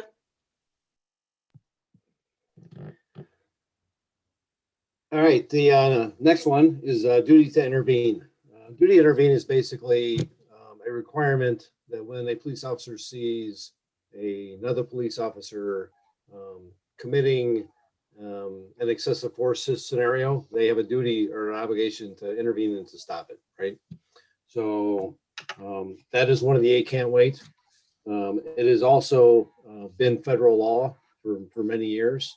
That has existed, and we also have a rule in the police department rules that require that. It's not listed in our use of force policy. I don't think there's any reason whatsoever why we can't reference it in our use of force policy, that it's a rule and that we support it, and that we require our officers to do that. But it's already there. And if I could just make one other comment, that it also doesn't exist for excessive uses of force. We're trying to, and already have officers that do, and we're trying to support them and get every officer to do this, that when you see an officer dealing with someone and that interaction is beginning to escalate, is to empower the officer that's kind of the bystander to come in and kind of try to take over and see if we can bring it back down. You know what I mean?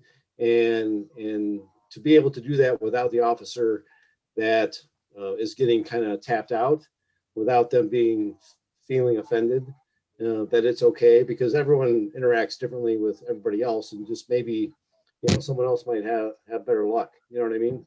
So we're enabling that and trying to empower everybody at all levels, not just at excessive uses of force. But so I don't know if anybody has any comments on the duty to intervene. But it's certainly something we support. Chief, did you say this is federal statute?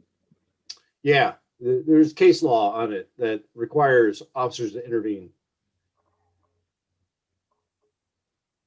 So of course, I do have a comment on that. Early, I think it was at our January meeting, it was discussed that there are no partner officers in the car, that they work alone in their car and they work alone on their beat. So if they're alone, there's really nobody else to step in to intervene. I don't know how you monitor that. Well, that's a good point, David, but I think we'll throw this one to Rob. Rob, can you address that? How what David has said is true, but it's not reality.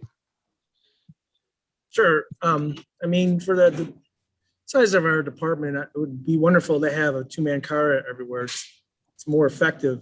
That being said, when we do respond to calls, it is usually a two-car response, be it domestic, a retail theft, a traffic accident, even an alarm call. There's two officers. So yeah, I find it would be wonderful to have a two-man cars for everybody here, just because for safety and it's just better with two people to be immediately on scene. But again, as I said earlier, is that we do respond to pretty much any call that we're going to be interacting with someone. We have another officer accompanying with us. So, and we don't respond. We don't go into a house by ourselves.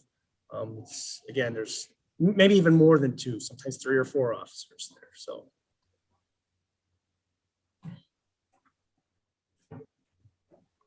Yeah, so Rob's absolutely right, Dave. I think there's probably very few times when there's a call for service and the officer is there by themselves. Just anecdotally, I have been on many of our ride along, and I remember from my experience that if there was a domestic, no less than 3 officers would show up. And as one of the officers said to me, one for him, one for her, and one to keep score. Or know when to separate them, or to be the referee, whatever. So I do support that concept of multiple vehicles being, assigned a particular incident. And then the last one is comprehensive reporting on the use of force. And this was the one category that It Can't Wait says that we actually do, and that we have, and that we meet their standard. And I think we have probably one of the best use of force review reporting policies around. We have been reporting every single incident of anything other than turn around, put your hands behind your back, and I put the handcuffs on you. If I do anything other than that, there's a report and a review of that. And we've been doing that for years. Hasn't the new statute stress that even more? Aren't there higher requirements under the new law? The new law requires more reporting on uses of force that result in death or serious physical injury, but that's about it. So I don't know if anybody had any questions on the reporting part of the It Can't Wait, but I think we got that one, I feel, pretty well in hand. And that concludes all of those. Thank you, Chief. Thank you. Other questions from the commissioners? This is your time to get information from our officers. They've given us a lot of great insights, very valuable insights tonight. Joel? Yeah, hi, Ann. It's not so much a question as really just some observations, if I may. A lot of things have been brought up, and I think for the most part, it's a very good discussion about what's reasonable and the reasonableness that is placed in the policy. I think is key, but I would warn any extreme changes in policy can potentially have many unintended consequences. And the law of unintended consequences usually, they don't end well. So part of what I mean is, I think it's great that we can use social workers on volatile calls that the individual has been isolated. But then the policy of how do they respond? Obviously, they're not going to respond code. What kind of training do they have if they get in, happen to encounter this individual?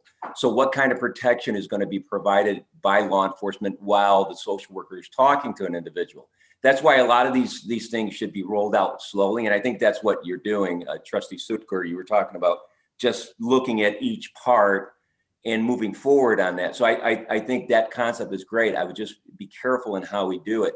Also, you know, when you look at Graham v. Connor and Tennessee v. Garner,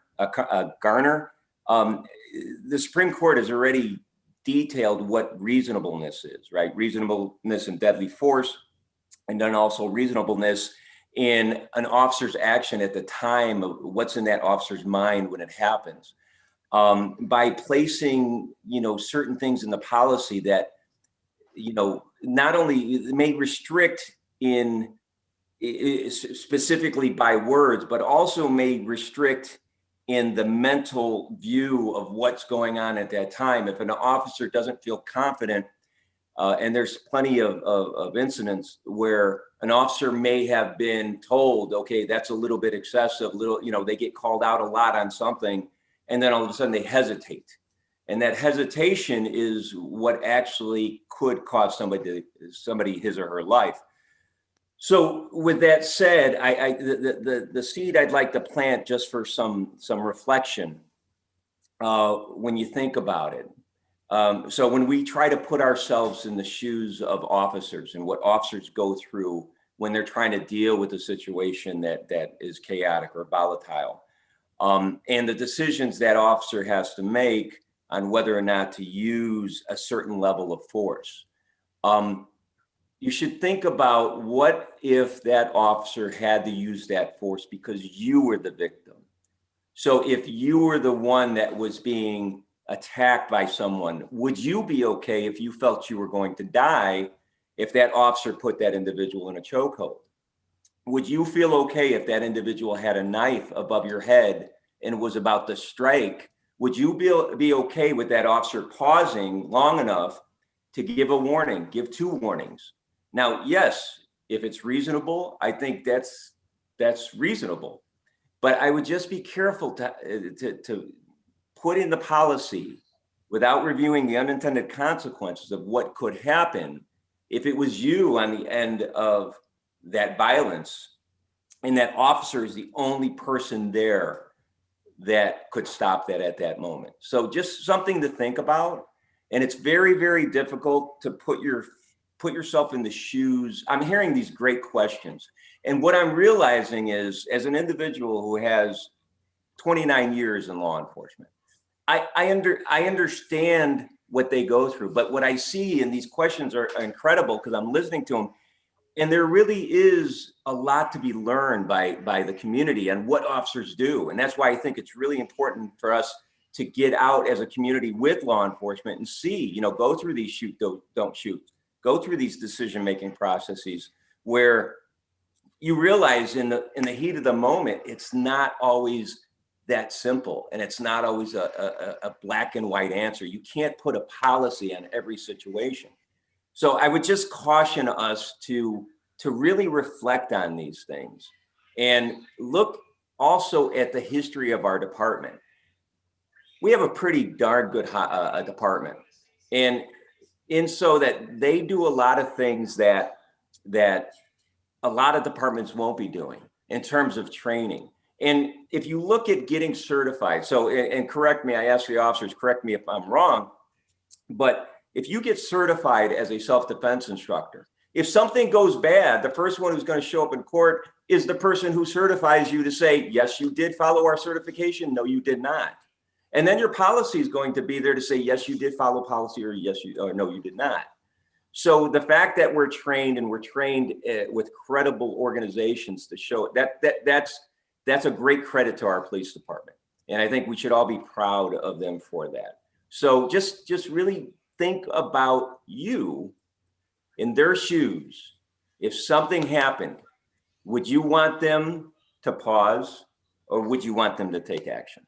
That's all. Can I say something? Go ahead, Mitch. My question is, and I agree with Joel, thank you very much. My question is going back to the social worker and the police officer at the scene of a incident. I'm kind of curious about the question is that who's going to have the ultimate authority and who's going to have the make the ultimate decision on what happens? Is the social worker going to tell the police officer he's going to take the guy out for a cup of coffee and talk to him? Or is he going to go take him to jail? So, I mean, the question is who's going to be able, and what is the ultimate decision going to happen? I think the goal is to get the person in crisis to services faster and to address their needs immediately at the time. Where currently we would handle whatever needs handled, right? And we would leave. And then by the time our social workers follow up now, maybe it's a day or 2 or 3 days later, and the person in crisis isn't in a position to act where they might have been before. You know what I mean? Well, the question, no, I'm sorry, Chief. My question also then is that when the officer arrives on the scene and the person is in some kind of distress mentally, what degree of mental distress is the person under if you're not a psychiatrist? And how long is that social worker going to take to get there in the middle of the night if it takes an hour to get there? What do you do for the hour? Talk to the guy for an hour until the social worker shows up? Yeah. Who's going to have the ultimate decision? What happens to the person? Well, I think it depends on what's going on.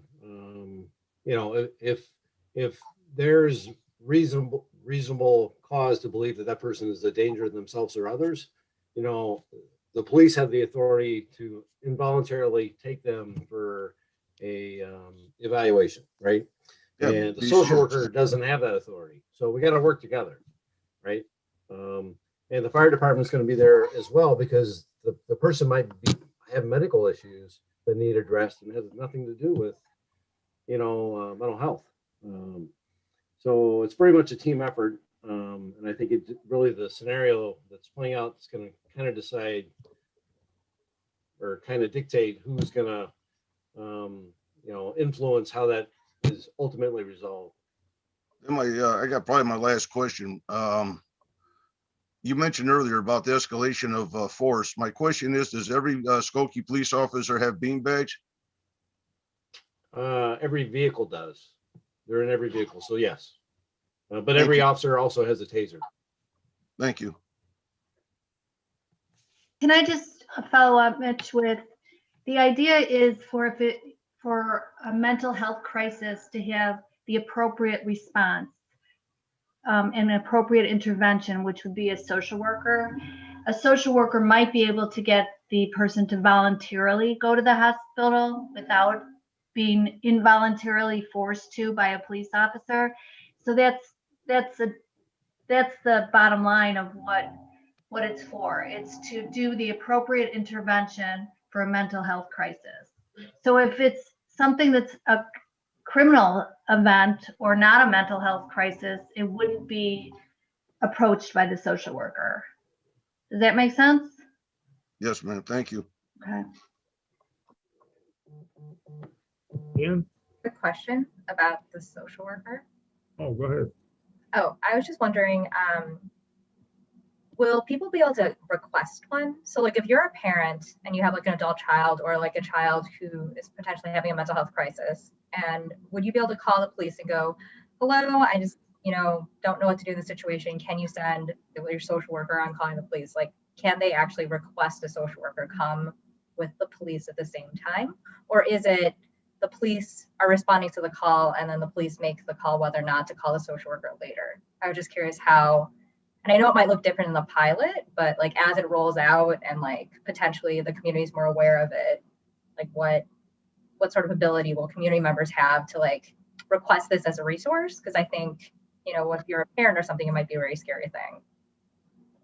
So I have a two-part answer to your question. When it comes to calls for service and people calling, the officer a CIT trained officer is going to be the one that responds to the house or the whatever the location is, and then they're going to make a determination: can a social worker be helpful here? And if so, then they're going to call out a social worker, right? But the village has a health and human services department that have social workers in them that work there that are available to you as a resident now. So if you want a social worker, you can call them and you can talk to them about, you know, what's going on and get help from them right now. You don't have to call us.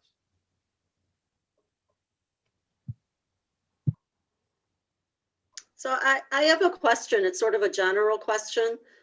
Since all the officers tonight are on, they have years and years and years of experience. I was curious how you see the differences, you know, through the years in terms of what you have to cover, the reactions of the public, just in terms, just sort of in general, what you see as, you know, is different from when you started or when you were a rookie or things like that, and general calls, if you have anything to share. I mean, I'm not a regular street cop. I'm an arson investigator, but I have a lot of law stuff that I go off the fire scenes. But the thing is, when I grew up, I had respect for the law enforcement. And when I got older, and as we got older, all of a sudden now there's no longer, there is some respect, but there's a lot less respect for police officers. And that's what I see on the street. They just rather not deal with you. They think you're the enemy and they don't understand. And all they want to do is be combative a lot of times. But when I was a kid, you called them sir, you called them officer or ma'am.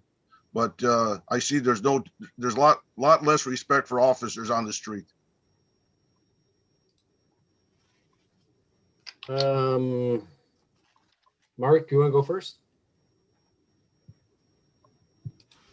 I think it's gone up and down throughout the years. There's been good times and there's been bad times. And right now, I don't want to say all the public, but there's a lot of police bashing going on. And everything we do is scrutinized. And if we scrutinized any profession, I think you'd be surprised at how many people mess up on a daily basis and how we could nitpick every other person in the world. So, you know, it doesn't change how we do things in the sense that people could call us every name in the world. We can't react to it. We gotta do what we gotta do. We gotta be respectful. We still have to do our job, even if the people don't believe what their views are. But it's definitely gone up and down over the years, and I'm hoping it goes up again real soon. But you know, we'll keep doing what we do, and you know, the most important thing is change.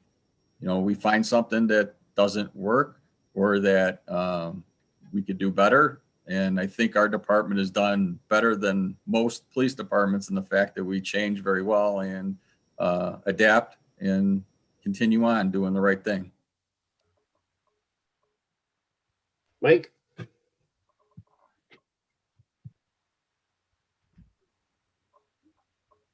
But the biggest change I've seen in 20 years has been like what Mitch was saying, how the public is more in your face and more antagonistic. And probably 20 years ago, I think there probably would have been more use of force done by the officers.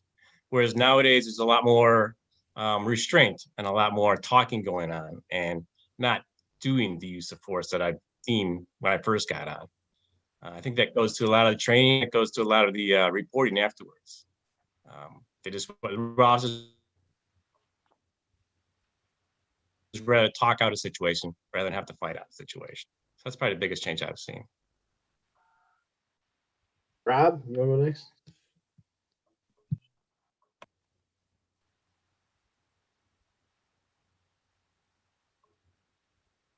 Where do I begin? I'm not going to take too long here. I started in '98, and as Mark said earlier, we've seen the ups and downs, and it goes in cycles. But I'll be honest, what I've seen the last year has been unprecedented. I just it just doesn't seem like anyone's got our backs. You know, we go out there, we haven't changed. Like when I say since I started in '98 till now, all our officers treat people with respect out there. I would almost say to a fault, where you're almost getting pushed around out there, where you're just trying to, just coddle people at points where they get pretty violent out there. But we try to talk and we just try to always de-escalate, which is what you're supposed to do. But it seems that there's just a lot more, we say how the police are getting treated badly out there. Regular citizens are getting treated badly out there. It just seems like smaller crimes are getting more ignored. It just the quality of life seems to have just gone down a little bit, and just on what's being accepted now is just not a big deal. If you go out there now, just look at people driving around now. You see people flying around in expressways going 80, 90 miles per hour. And I've never seen that before. So people go through red lights, no problems. I've just seen just everyday stuff just seem to get a lot lenient just on what people are accepting now. And I said, when I started in 98, it just seemed like, the courts had our backs, the state's attorneys had our backs. And as long as you wrote a good report and you did everything properly, the end result was success on either putting someone away or helping someone out. It just seems today we're just working a lot harder for very little gains. And I've never seen it like this before. So, I've been on Skokie for a long time. I'm very proud to be here. We do have the best training. We have great officers. We have great leadership. And, just having this conversation tonight just shows you where we're at. But it's kind of disheartening. I talked to some of my friends here, and it's just like, I've never seen it like this before, where it just seems we're always a bad guy, no matter what we do. Even now when we're talking about, well, we got to do this more, we have to do this. I'm like, we're already doing this. We're doing this. We treat people with respect out there. We don't sit there and think somebody, oh, well, this person looks this way, I'm going to treat them this way, or this one's like we go to a call, we listen to what they have to say, and we handle it accordingly. And said, I plan to stay here for 30, but I'm still planning to be here till 30. But it's a little tougher. Just you're trying to do the right thing. You're trying to help out the village, and it's just like, it's tough. This has been a tough year for a lot of us. So, but I'm still proud to be a police officer here, and I'm doing my very best. So that's what I'm going to keep doing. So I thank you. David? I'm going to echo what Sergeant Chinchetti said about peaks and valleys. I've been a police officer for 14 years. I was a dispatcher with Skokie for 3 before that.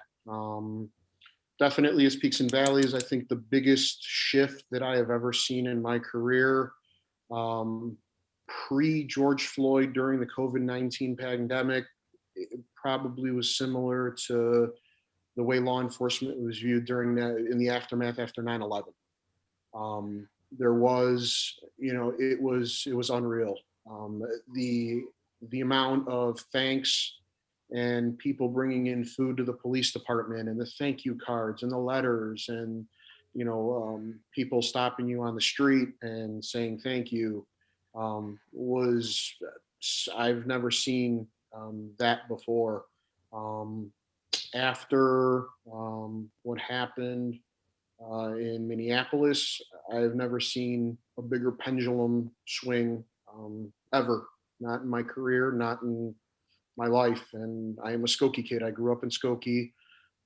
I can still remember, Officer Chico and Officer Gelono coming to Fairview South and talking to us and answering our questions and satisfying our curiosities.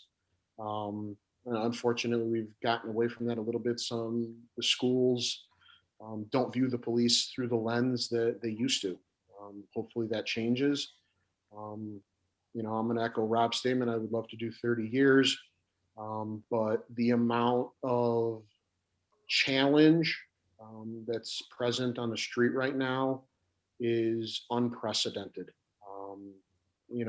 From the name calling, which has risen in frequency, to the outright refusal to do certain things, to the downright unreasonableness of some, and for no other reason than because of the uniform that we wear. I have point blank had people say that, which is disheartening, and hopefully that changes. We don't control what happened up in Minneapolis. I can safely say that this department does a much better job. I talk to fellow officers in other agencies and fellow use of force instructors and other agencies to compare what they're doing to see if there's something that maybe we can tweak, or if there's something that there's room for improvement. And a lot of times I come out of those conversations realizing like we're doing it right. And I'm proud of that. I'm proud to be a part of that. But we still, I think overall, and I think I echo the sentiments of most of the officers that I work with, I think all of the officers that I work with, that overall the public and the residents of Skokie support us. But unfortunately, there is that segment of the population, for one reason or the other, that doesn't. And hopefully for some of them, there's things we can do to change that perception. But I've also realized that sometimes no matter what you say, what you do, you're not going to change somebody's mind. So, hopefully that answers the question that was posed, but it's definitely not the job it was 14 years ago. It has definitely changed, some for the better, some for the worse. But we still keep responding when people call, and that's what we all took an oath to do, and that's what we're all going to continue to do. Thank you so much. And I appreciate what you do. Every time I see a police car that goes by, I'm happy. So, but it seems like it's the same everywhere, and it's too bad. And I think, I don't know, the commission and other people, we just have to do our best to support you. So we appreciate it. Chief, there are two commissioners who I know want to speak, but before we go to Dennis and then Alex, Chief, is there anything you would like to say in response to Linda's question? Oh, thanks, Ann. There's probably not enough time for me to address all the things that I think. It's funny that I just completed we talked about training, right? So right now we're in a training cycle, and we're training at the Holocaust Museum, law enforcement and democracy, talking about a lot of the issues that have come up recently. So I've been going to each one of those training classes and talking to our officers. And what I've been telling them is, the time we're in now, it has repeated itself. A lot of people say it's cyclical, which I heard tonight. And the pendulum swings, I heard tonight as well. And why does that keep happening? And I truly believe the reason that it keeps happening is because there's places that aren't changing. People are telling when the pendulum swings or the cycle happens that they don't like something, right? But that's a very much localized, isolated issue for wherever that happened. So take Minneapolis. There's things that were in place in Minneapolis that allowed that to happen. Those things don't exist here in Skokie. And we do everything we can to make sure they don't exist.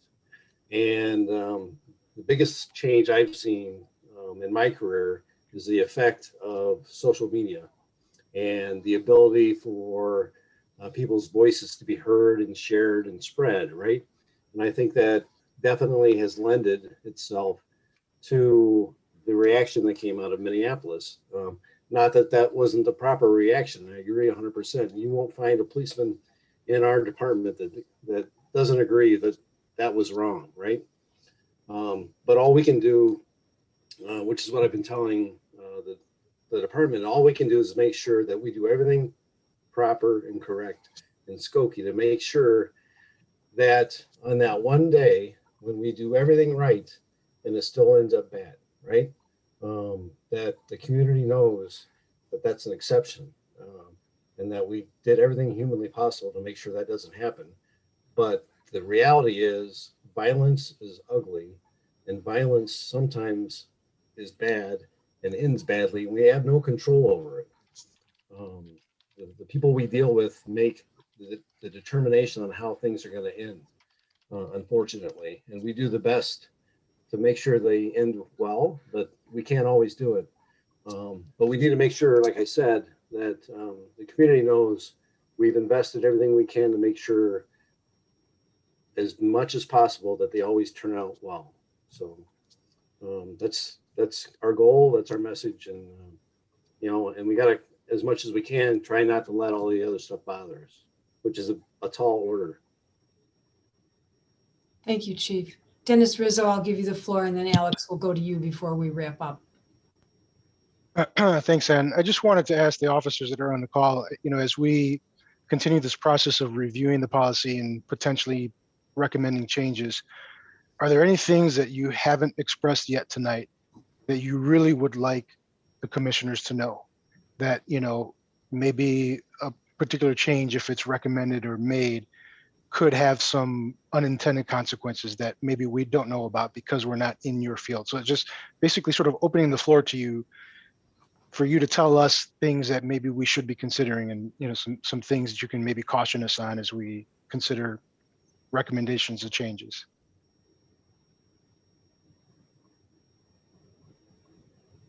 Who wants to start? Well, I think,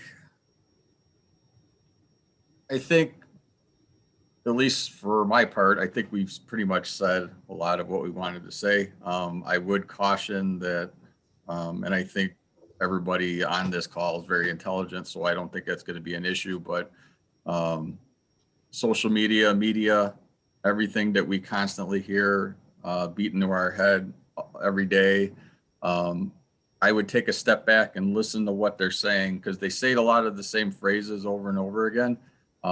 Ask yourself, where are they coming up with that, and is there a justification for that before making any ideas of big changes to anything. Think about, so I'll give you the example that they constantly say police officers are brutalizing the public.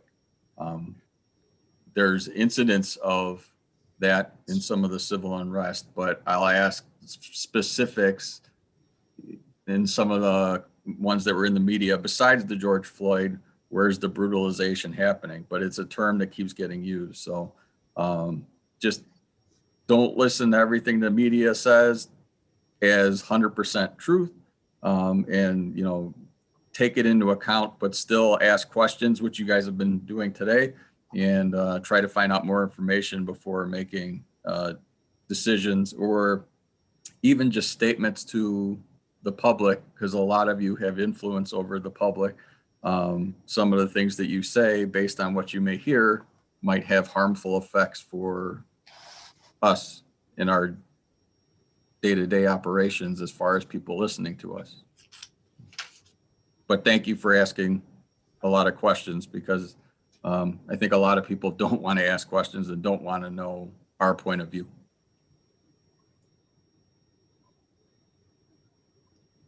Anyone else from the police department? Mike's shaking his head. Bob, Damon, you unmuted yourself. Yeah, I'll hop up. And I know this may have been mentioned already, but I'll just reiterate it. We already, prior to this, review our use of force policy at least once a year.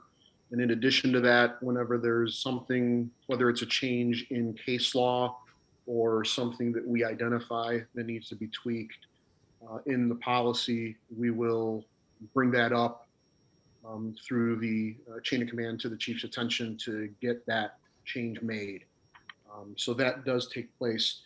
I would only make two points. The first one is to please be cautious in the use of shall, because not every situation that an officer faces may permit a shall statement. The other thing I would caution is to stick to the Supreme Court's Graham Connor decision. I know there was specifically some of the 8 can't wait content referenced some different use of force standards and some different use of force language. That gets very dangerous when trying to, number one, train officers, And number two, having officers understand all of that in a split second or a few moments. Graham Connor has been the law of the land since '89. The Supreme Court, I think, got it right in '89. And that is what we've trained officers to, the objectively reasonable standard. It's not a hindsight standard. It's what the officer knew at the time when they used the force that they used, and that's the standard they are held to. I would, again, very strongly caution against going away from that. The one last point I will make is that training is, I cannot stress the importance of training enough. That is where officers have the opportunity to be put through the scenarios. And if they're going to make mistakes, I would rather an officer make them in training so that we can correct them so that they don't happen on the street. So that is kind of my three major points that I will leave. I'd like to thank everybody for participating in the process. I know it takes away from a lot of other activities that you have in your lives and giving us the opportunity to do this, because not too many people would, and unfortunately they would just kind of maybe take some language and put it forward and not listen to the end users. So I do appreciate that. Thank you. Anyone else from the police department? Okay, Alex, the floor is yours before we conclude. Thank you. And thank you for the officers and the comments that you made. I really appreciate it. You know, when we had the community come and speak to our group, as a member of the Human Relations Commission, I was intrigued by the comments that related to diversity and inclusion within the police department. And a lot of the individuals who responded, I heard a theme of saying, you know, I'd like to see the police department be more reflective of the community or look like me. Do you feel that diversity and inclusion is something that can be part of the use and force discussion, or is that something that needs to be discussed or a strategy implemented throughout the village and all the departments, or is that something that the police department can address specifically in this section? Because I heard it a couple times from the community. I just wanted to hear your thoughts on that. Chief, do you want to take that or maybe assign it? I'll do my best. Diversion and diversity within the department is certainly something that is extremely important, that we represent as a department, those that we serve. And I think we do a pretty good job. We're not anywhere near where we need to be, but we're definitely making inroads to that. If you look at the diversity of the department, when you compare like younger officers compared to older, we definitely are way more diverse with younger officers. So it's improving and will, I think, continue to improve over time. I do think we're part of a bigger organization, obviously, with the village. And I think the village has the same goals as well. And I think we will work together and continue to do so towards those goals. I do think we can certainly do some things going into the future that can affect that positively for us in terms of, you know, where do we recruit from? Where do we gain, partnerships and meet people and interact with people from our recruiting base, right? And focus on that to diversify that and to reach out beyond where we normally do. And so all those things are definitely on my mind and on the village's mind, and it's something we're working towards. I don't think it necessarily belongs or should be part of the use of force discussion, but it definitely, I think, will have an impact on it as we move into the future and make inroads. Did that answer your question, Alex? Yeah, yes, it does. And you know, when I moved to Skokie, I've loved the diversity of our community, and And I think that you are doing a wonderful job in the police force. And I just wanted to comment it because it's just something that struck me when I heard the community, you know, and there's always room for improvement. And I think the village is heading in that direction. So I appreciate your comments and the work that you do. Thank you. Okay, Chairman, I'm going to just give a few final comments and then we'll conclude. So sometime next week, I'm going to be sending all of the commissioners and our human relations commissioners who are participating transcripts of the, at least the November, December, January, and February meetings, quite possibly the November meeting as well. I forget if we have a Nadia Scott who serves as the secretary to the commission. She's been very, very hard at work transcribing and doing verbatim transcriptions of the meetings. So I need to review those and I hope to send those to all of you next week in advance of, so that you have a chance to look them over. I'd also like to remind you that on the village's webpage, and I did send a link to this in the email that I sent to everybody late yesterday, you know, on the website, there's the Public Safety Commission page, and now there's a sub page that is just really for this project. And part of that page includes a document repository. So all of the data pages, all of the different documents that were shared in the very beginning of our discussions are housed there. So you can access those there. In April, our meeting will center around the commissioners really talking amongst yourselves to identify what you all think are the major themes of what you've heard over the course of the last 6 months. And together in that discussion on April 21st, what I hope we'll do is identify some predominant themes. I mean, I think we all know training is one of them, certainly, but there will be other, you know, community engagement. I don't know what those will be, but we will have that discussion. And the goal is to have a draft report for the commissioners to review in May.